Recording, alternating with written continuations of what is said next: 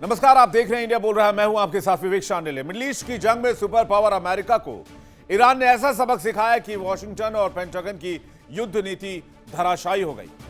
सालों से खाड़ी में अपनी बादशाहत का ढिंढोरा पीटने वाले अमेरिका को ईरान ने जड़ से उखाड़ फेंका। जो अमेरिका खुद को अजय समझता था, आज उसकी सेना खाड़ी से अपना बोरिया बस्तर समेटने पर मजबूर हो गई। ईरान के घातक हमलों में खाड़ी के अमेरिकी सैन्य ठिकाने मलबे में तब्दील हो रहे हैं और हालात इतने बदतर हो गए हैं कि अमेरिकी अधिकारी एडवाइजरी जारी कर रहे हैं, नए नियम कायदे लेकर आ रहे हैं कि जो सैनिक मिडिल ईस्ट में मौजूद हैं वो वहां तैनात नहीं होंगे जहां ईरान हमले कर रहा है। यानी अमेरिका अपने सैनिकों को कैसे बचाए, यह भी इस वक्त अमेरिका को समझ नहीं आ रहा। पेंटागन के अंदर सन्नाटा पसरा हुआ। अमेरिकी रक्षा मंत्रालय सोचने को मजबूर हो गया है कि जिन सैन्य ठिकानों पर अरबों डॉलर का नुकसान हुआ है उन्हें वापस ठीक करके वहां सैनिक भेजे जाएं या फिर हमेशा के लिए इस तबाही के मंजर से तौबा कर ली जाए। वॉशिंगटन पोस्ट की एक रिपोर्ट सामने आई है जिसमें खुलासा हुआ है। क्या खुलासा हुआ है?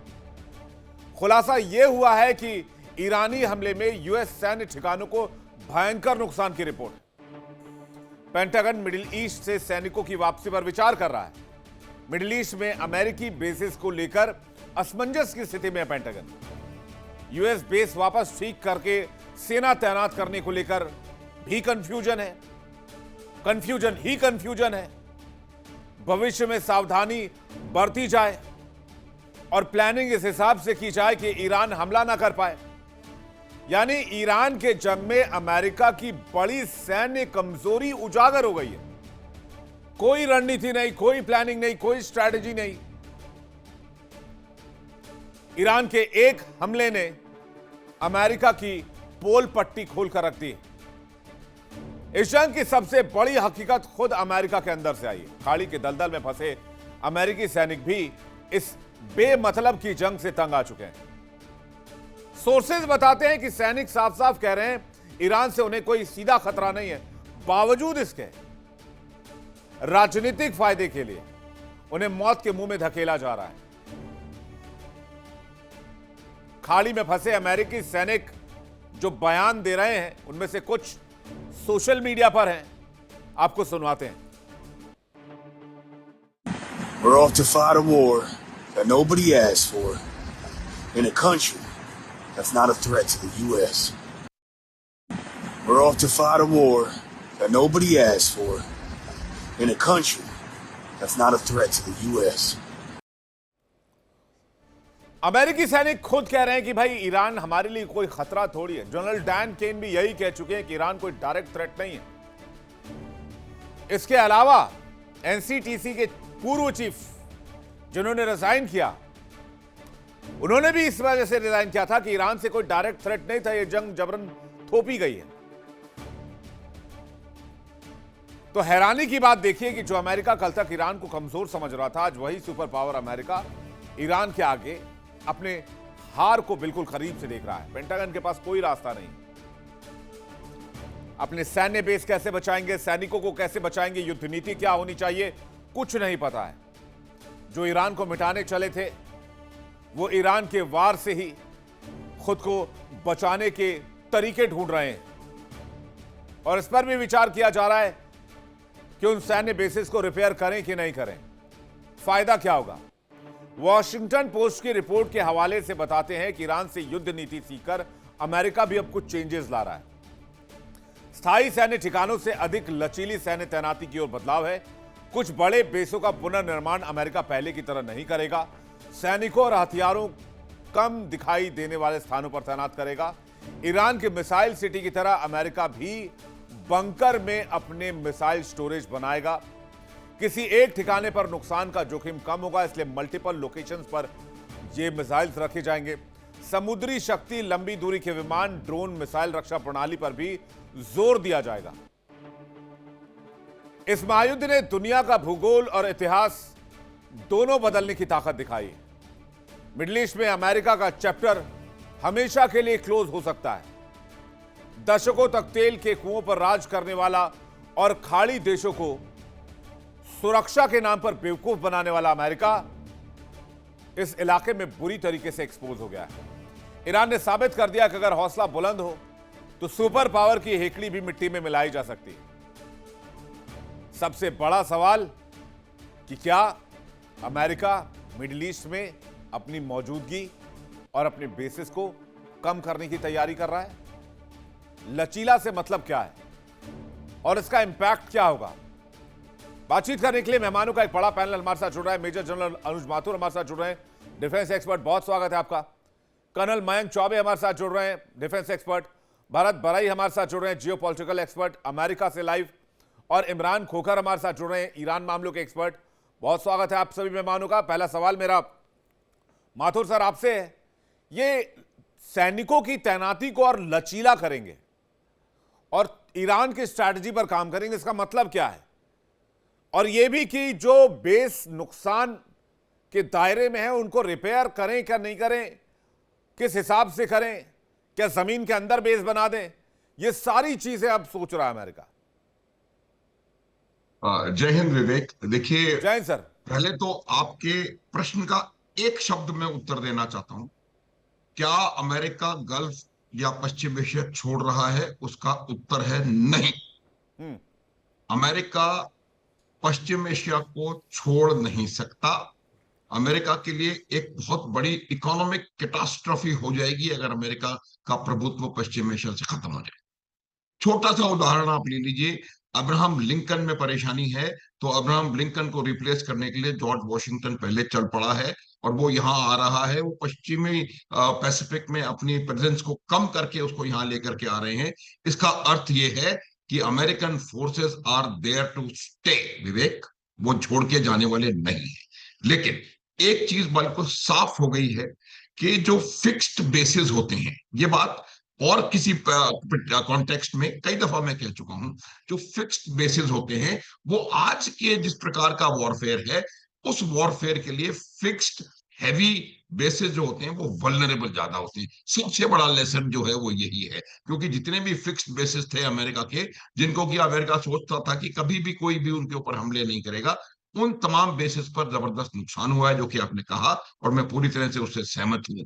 लेकिन लेकिन अब उनका क्या उद्देश्य है कि वो, जैसे ईरान ने एक स्ट्रेटेजी अपनाई थी कि अपने सारी चीजों को एक जगह कंसंट्रेट करने की बजाय उन्होंने 3 डीज किए थे, डिसेंट्रलाइज, डेलीगेट एंड डिस्पर्स। वही की वही चीज मुझे लगता है अमेरिका को करने की आवश्यकता है। आज आप एक बहुत बड़ा अब्राहम लिंकन ले जाकर के कहीं खड़े कर दोगे तो वो सिर्फ लाइबिलिटी है। वहां से जहाज उड़ रहे लाइबिलिटी, क्योंकि उसको आसानी से, इतना बड़ा टारगेट है, उसको गिराया जा सकता है। तो मेरा ये मानना है कि अमेरिका अब क्या करने वाला है कि हो सकता है जो उनका ट्रेडिशनल फुटप्रिंट है, 20 बेसिस, 50-60 हजार सैनिक, वो कहीं ना कहीं कम होता हुआ नजर आए। उसको रीडिप्लॉयमेंट किया जाएगा। जो वल्नरेबिलिटीज हैं उनको असेस करके और उस वल्नरेबिलिटीज को दूर करने का प्रयास किया जाएगा। और जो आपने बिल्कुल सही बात कही कि ईरान से ये बात सीख करके कि आपको अंडरग्राउंड जाने की आवश्यकता है, वो भी मैं बताता हूं कि ये बात ऐसी कोई बड़ी बात नहीं है कि जो ईरान ने सिखाई है। ये सारी सेनाओं को पता होता है किस प्रकार से आपको अपना सेफ गार्ड करेंगे। लेकिन अमेरिका की प्रॉब्लम थी, उनको इस बात का घमंड था कि उनको तो कोई हाथ भी नहीं लगा सकता और वो अगर गार्ड डाउन करके भी बाउट लड़ते रहेंगे तब भी वो जीतेंगे। तो वो जो उनका उनका उनका जो सोच विचार था उसको बहुत गहरा धक्का लगाए और अब वो अपने जितने भी बेसिस वहां पर रखेंगे उनको स्ट्रेटेजिक तौर पर तैयार करके रखेंगे और वो वहां पर मोबाइल प्रेजेंस ज्यादा बढ़ाएंगे। आपको एक जगह से दूसरी जगह आप उसको शिफ्टिंग की कैपेबिलिटी होनी चाहिए। वो क्योंकि एक जगह आप आके फिक्स हो गए, दिखाई दे रहे हैं, टारगेट है, सिटिंग डक, खत्म, कोई भी आकर के उसको खत्म कर सकता है। तीसरी चीज जो मैं बताना चाहता हूं कि अगर हम ये कंक्लूड करने का प्रयास कर रहे हैं कि ये ईरान की कंक्लूसिव मिलिट्री विक्ट्री है, तो मेरे ख्याल से ये जल्दबाजी और अत्यधिक सरलीकरण होगा। मिलिट्री विक्ट्री दोनों सेनाओं के बीच में कितना नुकसान हुआ है उसको देख करके असेस की जाती है।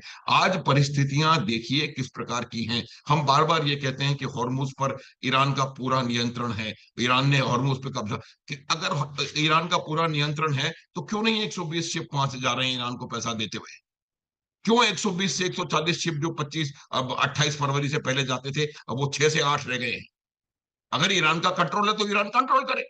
और उनका खुद का अगर वो 6 से 8 शिप जा रहे हैं, सारे के सारे भी ईरान के हैं, तब भी उनका 70% जो है व्यापार जो है से बाधित हो रहा है खुद का। अगर उनका कंट्रोल है पूरा, तो खुद का व्यापार तो पूरा करें वहां से। तो ये जो चीजें हैं, कंक्लूड करना बहुत जल्दबाजी होगी। अमेरिका यहां से नहीं जा रहा, ये बिल्कुल I am very clear in what I am saying Vivek. और वो अपनी चीजों को रीडिप्लॉय करेगा। जो ऑप्शंस उसके पास दो ही हैं। एक ऑप्शन तो ये है कि दोबारा उन सारे के सारे जो उसके बेसिस हैं उनको रिकंस्ट्रक्ट करे, अरबों डॉलर उसमें लगेंगे, वो नहीं करेगा। और एक लास्ट लाइन, क्योंकि आपने उस सोल्जर का वो दिखाया था क्लिपिंग में, उसके बारे में एक लाइन और कहना चाहता हूं। देखिए, जो इंटरेस्ट होते हैं वो इंटरेस्ट सिर्फ मिलिट्री और ज्योग्राफिक इंटरेस्ट नहीं होते हैं। अमेरिका के इकोनॉमिक इंटरेस्ट इतने ज्यादा हैं मिडिल ईस्ट में कि उस सोल्जर को शायद इसके बारे में पता नहीं है। उसका लेवल थिंकिंग का कुछ और है। तो मेरा ये मानना है कि अमेरिका अपने इंटरेस्ट को सेफगार्ड कर रहा है। सही है गलत, that is not the question, उसको कर रहा है। और दुनिया का एक सर्वाधिक संसाधन संपन्न क्षेत्र जो है, वहां से अपना प्रभुत्व कम नहीं होने देना चाह रहा है, इसलिए अमेरिका लड़ रहा है। अमेरिका वहां जाकर के किसी और के लिए नहीं लड़ रहा है। अमेरिका तो वियतनाम में भी लड़ा था, वो तो ये तो फिर भी नजदीक है वियतनाम और भी ज्यादा। सर, लेकिन अमेरिका के पास किस चीज की कमी? अमेरिका कहता है मेरे पास दुनिया में सबसे ज्यादा तेल, अमेरिका कहता है मेरे पास दुनिया में सबसे ज्यादा पैसा, अमेरिका कहता है दुनिया में सबसे ज्यादा टेक मेरे पास, अमेरिका कहता है दुनिया में सबसे ज्यादा संसाधन मेरे पास। तो फिर मिडिल ईस्ट पे खाक छान रहे हैं आप? मिडिल ईस्ट पे क्या लेने आए, क्या उखाड़ने आए आप? जाइए मिडिल ईस्ट, आपको मिडिल ईस्ट से तेल ही चाहिए। आपके पास दुनिया में सबसे ज्यादा तेल मौजूद है, क्यों चाहिए आपको मिडिल ईस्ट का तेल? फिर मेरी सिंपल सी बात है ना भाई, आप अगर वॉर कर रहे हैं, मैं एक जैसा रिएक्शन ले लेता हूं सब मेहमान को, फिर मैं वापस आता हूं। इमरान खोखर साहब, क्या स्थिति देखते हैं आज की तारीख में मिडिल ईस्ट में अमेरिका की? देखिए विवेक भाई, आपने जो सवाल अभी मेजर साहब से पूछा था, उस सवाल में ही सारे जवाब है कि जब आप सब कुछ है, आप सुपर पावर है, आप बिग बॉस है, तो आप क्या करने आए हैं मिडिल ईस्ट के अंदर? और आप कुछ करने आए हैं तो फिर कीजिए।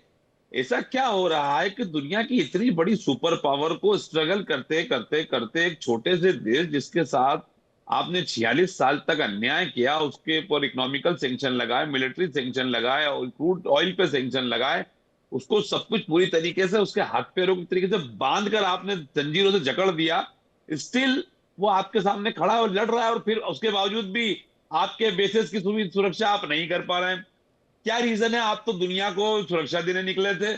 आपने मिडिल ईस्ट के देशों से पेट्रोकेमिकल का वादा क्यों किया था कि हम आपको सेफ्टी प्रोवाइड करेंगे, आप हमारे नाम से आप डॉलर के अंदर पेट्रोल बेचिए, क्रूड ऑयल बेचिए।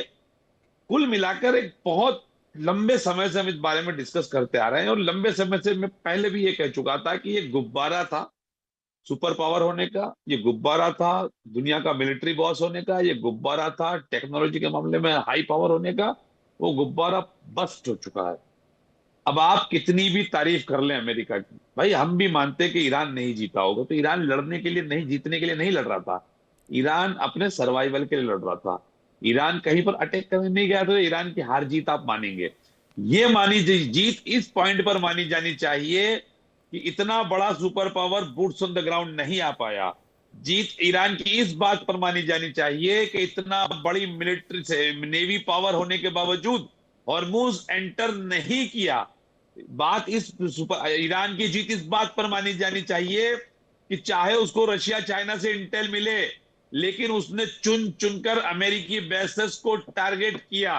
अदरवाइज वो सारे अमेरिकी बेसेस जो मिडिल ईस्ट में, वो ईरान को फिर टारगेट करते। ईरान आगे रहकर किसी से लड़ने नहीं गया था, आप आए थे। अब आपका जो सुपर पावर, आपके इंटरसेप्टर खत्म होते जा रहे हैं। दुनिया को भी तो जवाब देना है सर। लोग अब इस मामले में ऊब चुके हैं। देखिए इंडिया डेली 24/7 अब आपके स्मार्ट टीवी पर। इंडिया डेली मौजूद है सभी डिजिटल प्लेटफॉर्म पर लाइव और लगातार। इंडिया डेली 24/7 हर दिन राष्ट्र को समर्पित।